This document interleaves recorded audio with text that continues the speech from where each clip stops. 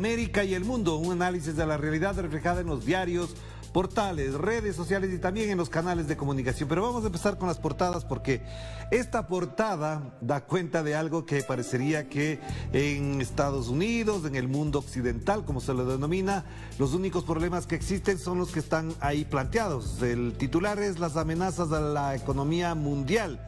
¿Qué plantean como tal?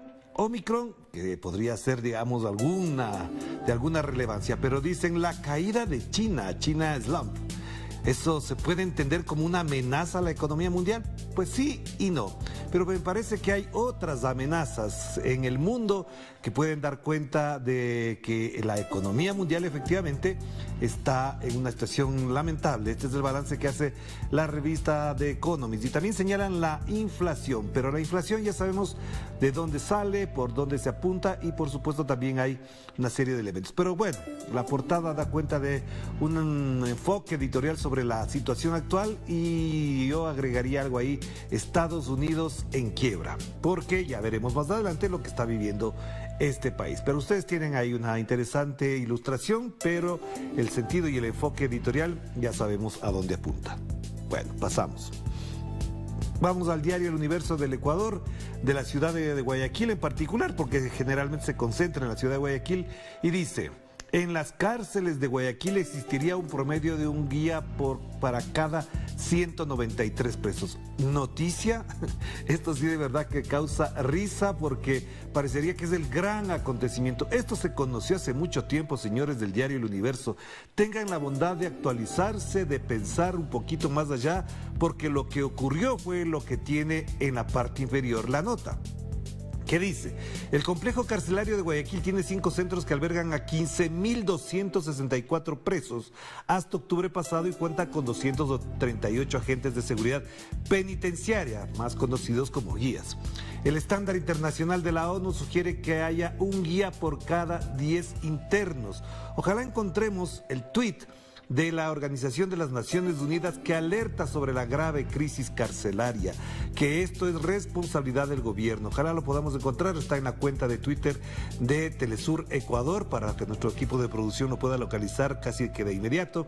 Y vamos a ver que la portada del Universo da cuenta de algo tan obvio, pero la noticia, es decir, la alerta que hace la Organización de las Naciones Unidas sobre la situación carcelaria en el Ecuador, donde hubo una masacre, donde murieron en este año nada más 324 pesos, no dicen absolutamente nada. Y lo otro, lo más importante que cualquier medio de comunicación atribuiría como su prioridad informativa, es que la Comisión Interamericana de Derechos Humanos visitó el día de ayer al ex vicepresidente Jorge Glass. Quieren anular todo tipo de información por una sola razón, porque Jorge Glass tiene medidas cautelares de la CIDH y el gobierno de Lenín Moreno Garcés, como el de Guillermo Lasso Mendoza, no han asumido esa tarea y esa obligación que ordena la Comisión Interamericana de Derechos Humanos, es decir, que se le proteja al ex vicepresidente, que se le atienda en otra cárcel que no sea en la que está, e incluso que si ya cumplió más del 60% de su condena injusta, ilegal, arbitraria, inconsulta, evidentemente tendría que salir a su casa para cumplir el resto de la pena en su domicilio. Pero esto para el diario El Universo no existe, no está en la prioridad. Da por noticia lo que todo el mundo conoce. Esa es la realidad. Veamos lo que dice en cambio ahora, página 2 en Argentina. Nos vamos al sur del continente porque allá ocurrió algo que lo vamos a leer textualmente. Zona pro, es decir, la zona del macrismo, podríamos decirlo así. El oficialismo porteño, es decir, el gobierno del macrismo en la ciudad de Buenos Aires, consiguió la luz verde legislativa para la privatización de más de 100 hectáreas sobre el río, entre ellas Costa Salguero y la ciudad deportiva de Boca. Además, se votó la regularización de obras en contravención en un virtual blanqueo de las construcciones ilegales. En paralelo, una marcha de vecinos denunció la sesión más escandalosa de los últimos 30 años. Esto no van a ver en los diarios del Clarín, lo van a ver en los diarios La Nación y en todas las cadenas informativas que se han alineado descaradamente con el macrismo sobre una situación muy concreta, muy particular. Vean los rótulos que expresa la gente: por una ciudad amigable, más plazas, menos torres, es con todos. Costa Salguero, parque público sí, Torres no.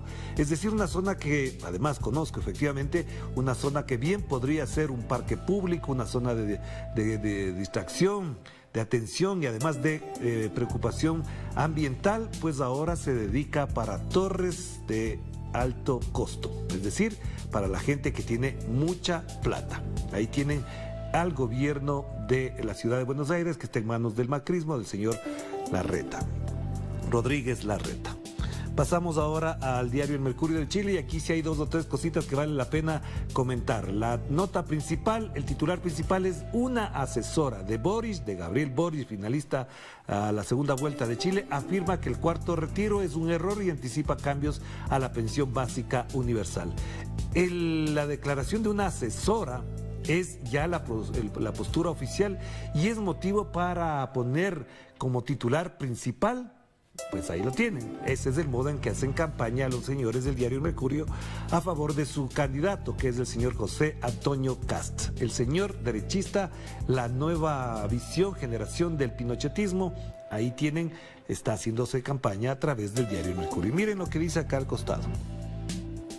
Sichel se compromete a votar por Kast, quien ratifica que no se eliminará el Ministerio de la Mujer. Entonces, ¿para qué lo dijo? ¿Para qué dijo que había que eliminar el Ministerio de la Mujer? Se parece a un candidato que en Ecuador prometió el oro y el moro, que dijo que iba a eliminar el examen de ingreso a la universidad, que iba a subir el sueldo básico en $500, etcétera, etcétera. Pero cuando llegó al poder, cambió todo. Esto prácticamente, si llegara Kast al poder, estoy seguro que no eliminará el Ministerio de la Mujer, pero no le dará un solo centavo. Pero como no va a llegar, bueno, esperemos entonces que cambien las cosas. Y bueno, también la fotografía de algo que ha sido noticia en el mundo, la emotiva despedida de Ángela.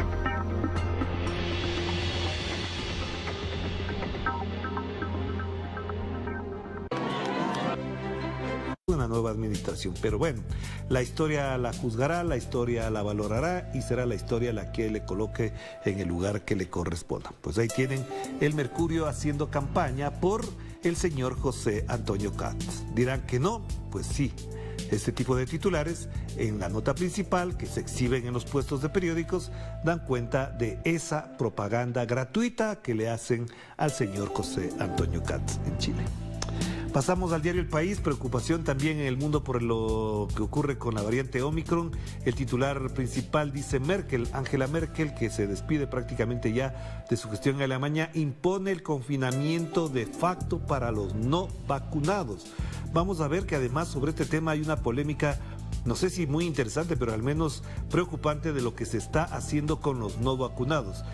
Italia vuelve a la mascarilla y Estados Unidos apuesta por hacer pruebas masivas y Madrid registra el primer caso de transmisión comunitaria de la variante y los científicos de Sudáfrica concluyen que las vacunas evitan los casos graves, que eso sí se ha comprobado, que eso está planteado y que evidentemente quienes no están de acuerdo con la vacuna pues tienen su derecho a expresarse, pero no tienen por qué ser reprimidos para ello. Y ahí tienen una fotografía al respecto. En la parte superior, vale destacar, como un recordatorio, además, un recorrido por el Madrid que retrató Almudena Grandes. Una fotografía, ahí se ve a la escritora fallecida el sábado pasado, con su esposo, otro gran poeta español, Luis García Montero. Ahí lo tienen en la fotografía. Vale la pena además recordar, leer, tomar en cuenta lo que escribió Almudena Grandes ahora que se ha ido de este mundo. Pasamos a los portales informativos. Nuestra casa informativa Telesur, Estados Unidos, anuncia la fecha de la entrada en vigor de medidas por variante Omicron. Ahí dice mediadas, por favor, si pueden corregir, en vigor de medidas, no mediadas.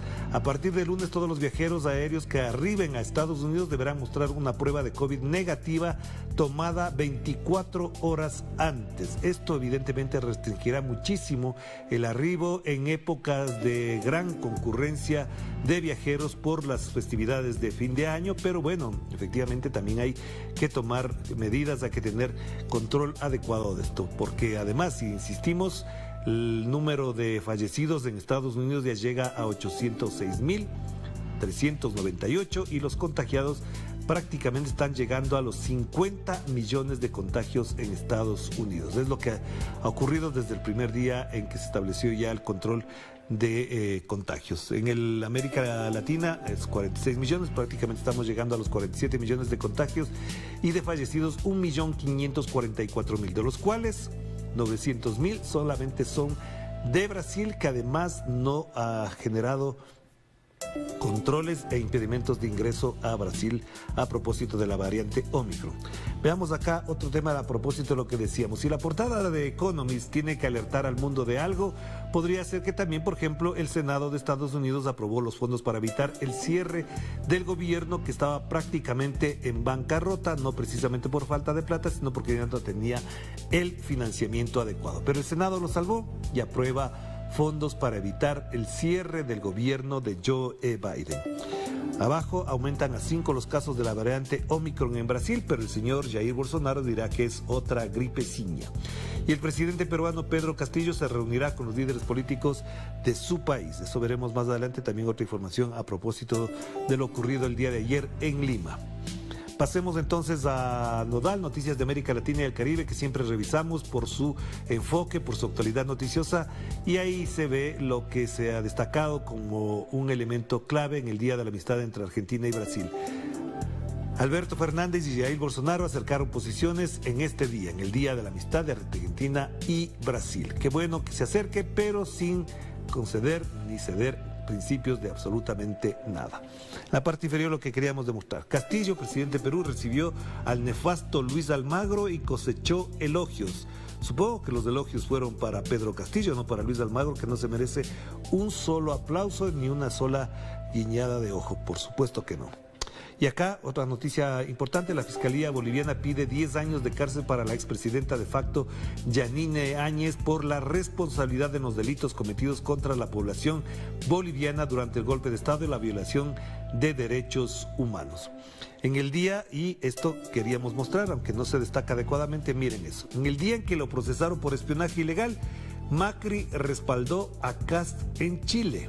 Ahí están reunidos los dos señores que sabemos del ala derecha de este planeta. En la parte superior, que es importante destacar, Colima se convierte en el 6º estado de México en despenalizar el aborto, mientras que en Chile la Cámara de Diputados no aprobó, rechazó despenalizar el aborto. Avancemos para cerrar lo que mencionábamos ya de la situación de Estados Unidos. Según la agencia EFE, Biden confía en luchar contra Omicron sin perturbar la economía y el turismo. Esto fue a propósito de que este día jueves delineó una estrategia para contener la pandemia en su país durante este invierno y minimizar el impacto de la variante Omicron, con la esperanza de no perturbar demasiado ni la economía ni el turismo. Es lo que dice él, pero bueno, no podemos esperar que de buenas intenciones se pueda controlar a una pandemia de esta dimensión, de esta magnitud. Más información al costado derecho, de orden local, por supuesto, algunas de orden muy concreto en América. Y cerramos con la Deutsche Welle a propósito de que Karl Nehammer será el nuevo canciller de Austria. No sé si se pronuncia así, perdonen la pronunciación, pero ese es el nuevo canciller de Austria. Y lo que queríamos destacar aquí es: Kiev cree Rusia podría atacar a finales de enero con más de 94.000 soldados. Este tema en algún momento lo vamos a tocar, porque incluso ya se han hecho varios reportes de cómo la prensa asusa, inventa noticias y alerta sobre una supuesta presencia rusa en la frontera con Ucrania. Ya lo dijo en su momento Julian Assange: la prensa inventa, crea noticias y después genera conflictos bélicos. Ya mencionaron que había soldados rusos desplazados, como que se iba a invadir a Ucrania, y inmediatamente se produjo todo esto. Y ahí tienen ustedes el resultado. Tras 2 publicaciones que incluso se han destacado como falsas, inmediatamente se produjo este acontecimiento. Así que a tener muy presente esta situación. Nos vamos a nuestra primera pausa y enseguida volvemos con más de En Clave.